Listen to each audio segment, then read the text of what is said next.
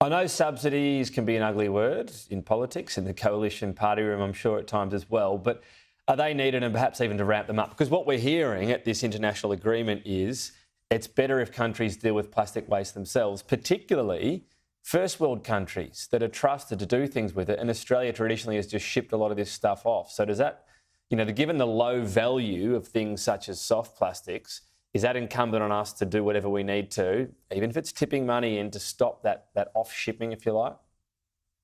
Yeah, well, look, and I think all states and territories now have established a container deposit scheme, which is one great lever to pull.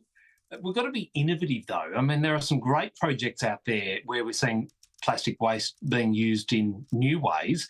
There's a number of companies around Australia that are using plastic waste along with what would otherwise be wood waste to develop things like decking and planking materials.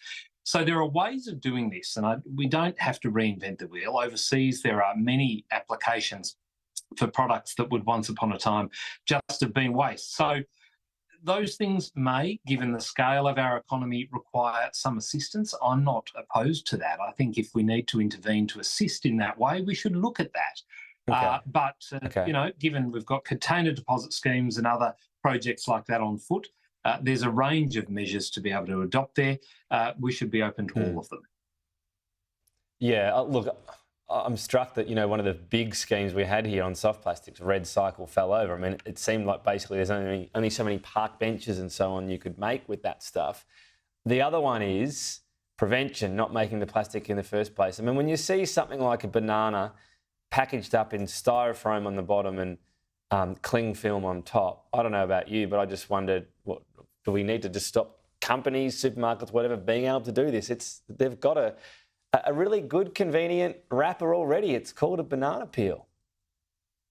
Yeah, look, one thing consumers seem to be most wedded to is, of course, getting their banana unbruised. And so you are going to need packaging. Now, I agree.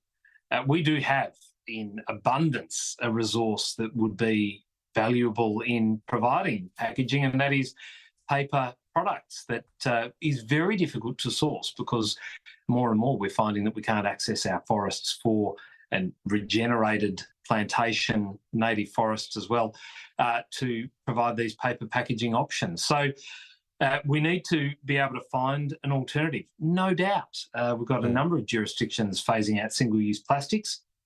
That's not an unwise thing as long as it's done in a coordinated way, not in an ad hoc way. But paper is that renewable, biodegradable alternative, and that's one I back, and it's one that we in Australia should be leading the charge on, not shutting down. Not sure a banana needs wrapping at all myself, but anyway, you're allowed to disagree. Let's end on this Santos case. So it's a step closer, the company, to finding out who actually helped fund this legal challenge. So a legal challenge by the Environmental Defender's Office, but funded, we're not sure by whom exactly. What are you waiting for to see here? What are you assuming plays out, or what would you have an issue with, I guess, in terms of funding? Because it's a free country, as they say. No, definitely a free country, but one where transparency is central to a good functioning democracy. I mean, we've got taxpayers' funds going to the Environmental Defender's Office, something we've taken issue with and would not continue on with for good reason, in my view, and I suspect many of your viewers too. But where is the funding coming from? The hundreds of thousands, if not millions of dollars being used to fund the EDO in the work that they do. Justice Charlesworth has ordered that the transparency be provided for, that we can actually see how the EDO is funding these operations, because there is significant public interest. The operations of the EDO are not what they claim to be, and on that basis, I think we should be able to see exactly where the funding's coming from. They get deductible gift recipient status, so people who make a donation get a tax deduction, and of course they get taxpayers' money as well. So on that basis, I don't think it is wrong. Justice Charlesworth, an eminent judge at the Federal Court, has deemed it so. So let's let transparency do its work.